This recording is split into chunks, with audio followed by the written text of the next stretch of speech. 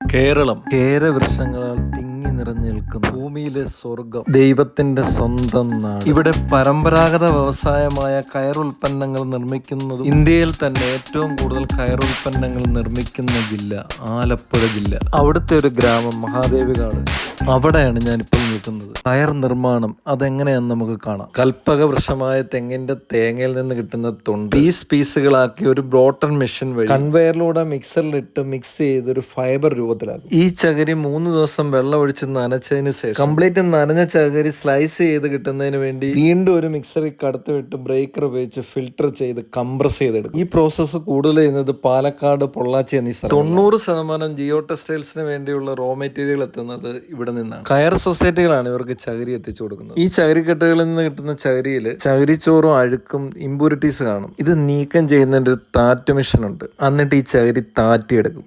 ഇങ്ങനെ താറ്റി കിട്ടിയ ചകിരി ചെറിയ കെട്ടുകളായിട്ട് ചുരുട്ടിയെടുക്കും. പിന്നെ ഇലക്ട്രിക് മെഷീൻ ഉപയോഗിച്ച് ഇങ്ങനെ കയറാക്കി 2 സൈഡിലായിട്ട് കതിര് മെഷീൻ വെച്ചിട്ടുണ്ട്. ഇലക്ട്രിക് കതിരല്ലേ, 2 കതിരയിലാണ് ഇത് നീട്ടിക്കൊണ്ടുവന്ന് ജോയിൻ ചെയ്യുന്നത്. എന്നിട്ട് മുറുക്കും. അതും ഇതുവഴിയാ, കറണ്ട് വഴിയാ. അപ്പൊ ഇപ്പൊ രണ്ട് പേർക്കുണ്ട് അല്ലേ? രണ്ട് മെഷീനായിരിക്കും അല്ലേ? 2 മെഷീൻ. പഴയ റാട്ട, അത് കറക്കി പിടിക്കുന്ന റാട്ടായിരുന്നു അത്. ഇത് ഈ മെഷീൻ വന്നപ്പോ നമ്മൾ അതേ ഫിറ്റ് ചെയ്തെന്നുള്ളൂ. ഇത് ഇങ്ങനെ അങ്ങ് വെച്ചു കൊടുത്താൽ മതി ഇല്ലേ? നമ്മള് വരച്ചു വിടണം. ചെറിയ മുറുക്കം അകത്തോട്ട് വിട്ട് വരച്ചു വിടണം. ഇത് കണ്ടിട്ട് അമ്മയാ മിടിക്കാൻ തോന്നുന്നു. ഉണ്ട്, മോളാണോ? മോളെക്കാളും മിടിക്കാൻ അമ്മ തന്നെ.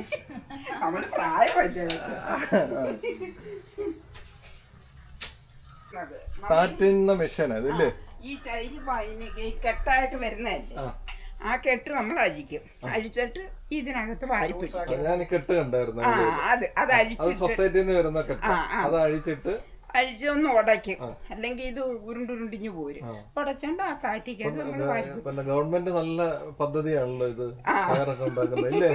നമുക്ക് അധ്വാനിച്ച് ചെയ്താൽ മതി, ഗുണമുണ്ട്.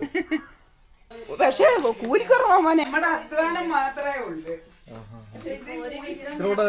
കൂലി കിട്ടണോ അല്ലേ? ഇത് നേരത്തെ നമുക്ക് ഒരു വിഹിതം സൊസൈറ്റിന്നും സർക്കാർ വിഹിതം അക്കൗണ്ട് വഴിയായിരുന്നു. ഇപ്പൊ പക്ഷെ മൊത്തം അക്കൗണ്ട് വഴിയാ. ഇതൊക്കെ വീണ് വരുമ്പോ ഒരു നേരമാണ്. പണ്ട് നല്ല പിന്നെ പച്ചത്തൊണ്ട് വരും.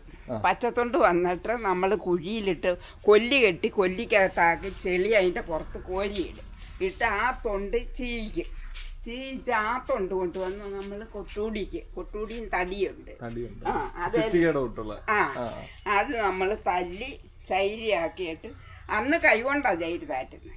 ഇന്നെല്ലാം മെഷീനില്ല.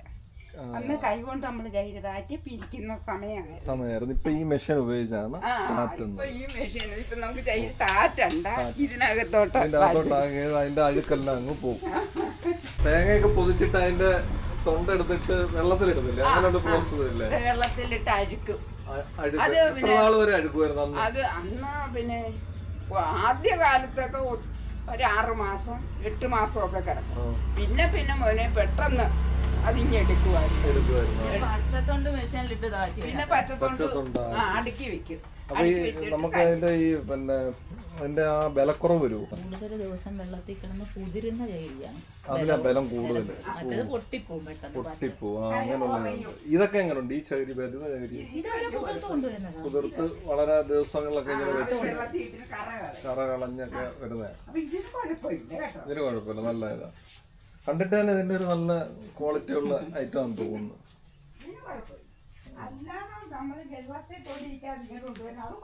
കൊള്ളത്തില്ല. ഈ അഴുക്ക് വന്നു കഴിഞ്ഞാൽ എങ്ങനെ അറിയാം? ഇതിന്റെ അകത്ത് അങ്ങനെ പിരിയത്തില്ല? എന്തോ അത് അപ്പൊ അല്ല, ഈ കയറിന്റെ അകത്തെ അഴുക്കുണ്ടെന്നെങ്കിലും അറിയാൻ പറ്റും അല്ലേ? പൊട്ടു. ഓഹോ. പിന്നെ ആ താറ്റയ്ക്കകത്തിട്ട് അതിന്റെ പല്ല് പോകും. തൊണ്ടോട് കൂടിയിട്ട് കാറ്റുമ്പഴി. അതുകൊണ്ട് വൃത്തിയാക്കിയായിരുന്നു. പേരെന്താണ്? എന്റെ പേര് പുഷ്പവതി. അച്ഛന്റെ? ശാന്തപ്പൻ. മോടെ പേര് സന്ധ്യ. ഒരു ദിവസം ഞങ്ങൾ 5 ബണ്ടിലൊക്കെ പിരിക്കുമായിരുന്നു. കിടക്കുന്ന ഇതാണോ ബണ്ടില്? തൂക്കിയിട്ടിരിക്കുന്ന ബണ്ടില്. ഈ തൂക്കിയിട്ടിരിക്കുന്നതാണ് ബണ്ടില് അല്ലേ? 48 കയറുണ്ടായിരുന്നു ബണ്ടില്. ഒരു ബണ്ടിലിനകത്ത് 48 കയറുണ്ട്. അപ്പൊ ഒരു ദിവസം ഒരു ബണ്ടിലൊക്കെ ഉണ്ടാക്കും അല്ലേ? ഒരു ബണ്ടലല്ല.